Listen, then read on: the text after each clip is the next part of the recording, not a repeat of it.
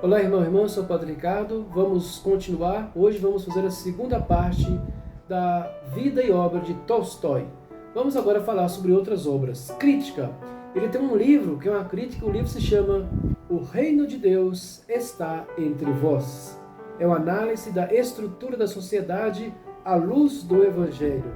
Há reflexões religiosas, filosóficas, teológicas e psicológicas. Agora vamos falar, então esse livro é O Reino de Deus está entre vós. Vamos agora falar das novelas escritas por Tolstói. Felicidade Conjugal.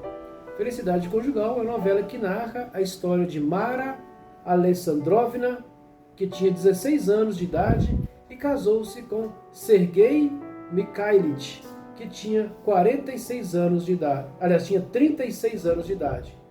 Mária narra na primeira pessoa, então, seu casamento bem-sucedido com Sergei.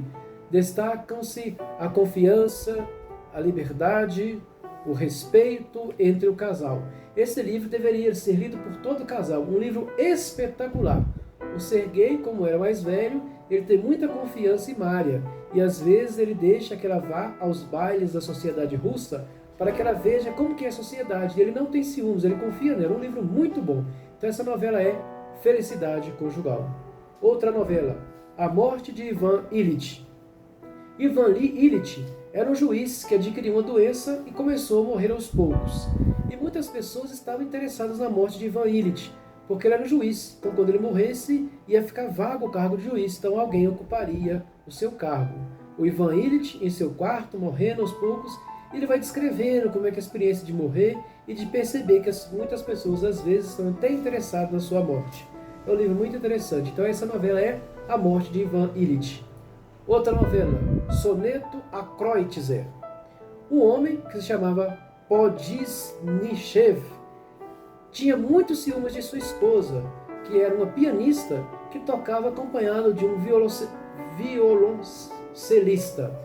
Ele ficava imaginando situações de ciúmes. Às vezes não tinha nada, mas ele imaginava que a sua esposa estava traindo com esse músico. E ele tenta matar os dois. Se fosse fazer uma aproximação, poderíamos aproximar aqui o Bentinho da Capitu, do Machado de Assis, do livro Dom Casmurro, com esse moço aqui, com esse Podisnichev, porque ele vê ciúme onde não existe. Só que ele é mais grave, que ele tenta fazer homicídio. Então esse livro é Soneto a Kreutzer, porque Kreutzer era um compositor que a mulher tocava no piano e o moço tocava no violoncelo.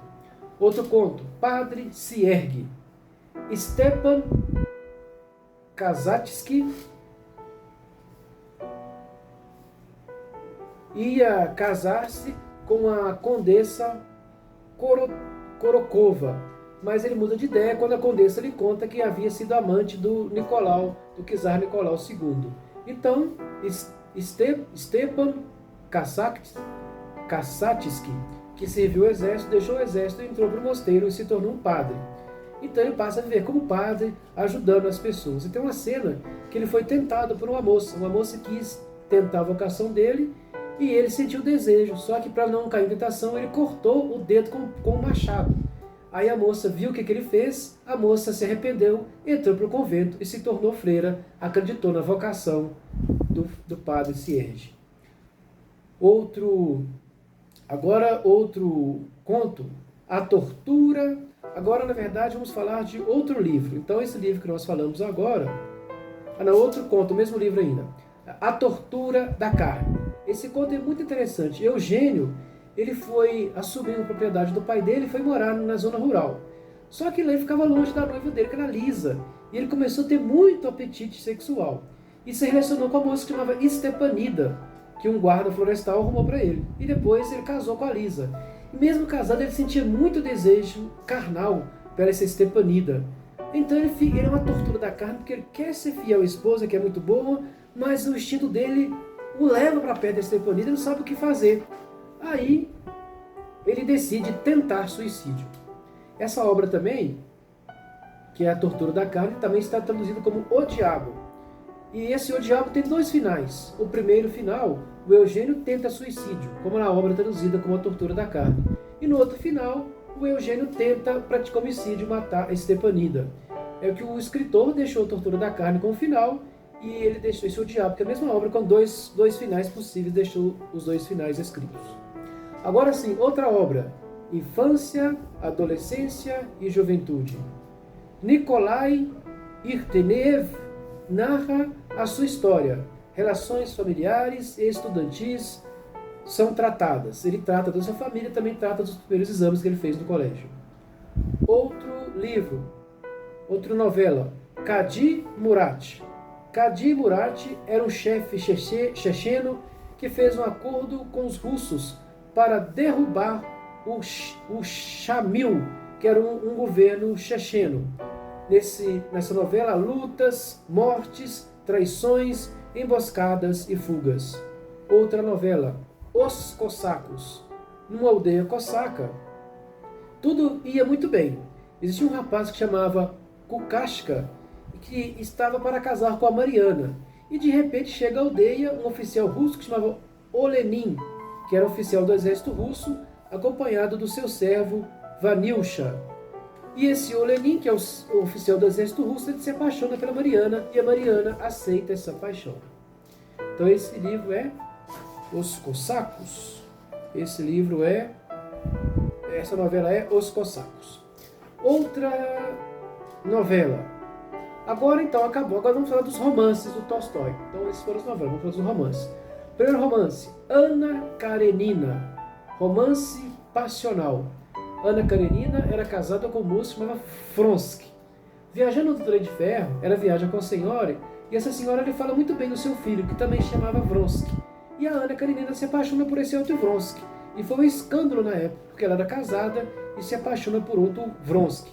O marido dela descobre e prefere abafar o escândalo do que abafar o caso, do que se tornou um escândalo na sociedade russa. O livro é muito interessante, Anna Karenina. Outro livro, Guerra e Paz. Romance histórico e filosófico. Nesse livro, descreve-se a Rússia, descreve-se a Rússia no tempo de Napoleão e das campanhas de guerra na Áustria. Descreve-se a invasão da Rússia pelo exército francês. E depois também descreve-se a retirada do exército francês.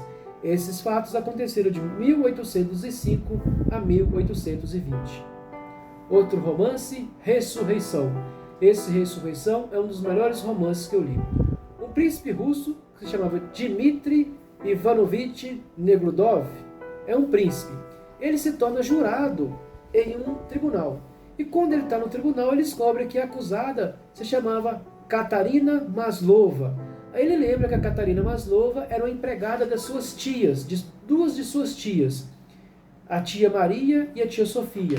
E ele começa a lembrar, o Negrudov, que ele teve um romance com essa Katarina Maslova. E ele engravidou essa Maslova. Só que ela perdeu o neném e entrou para a prostituição. Então agora o Negrudov, fazendo um exame de consciência, se sente culpado. Ele sabe que se ele tivesse assumido a gravidez da Maslova, talvez ela não teria caído na prostituição, não teria caído no crime. E ela é condenada. E ele começa a lutar para libertá-la da prisão. Ele visita várias prisões e descobre que havia vários presos de modo equivocado, que havia falha no sistema de acusação. E ele se torna um grande defensor dos presos e começa a visitar as prisões na Rússia, investigar e descobre que há várias pessoas que estão ali presas de modo desonesto.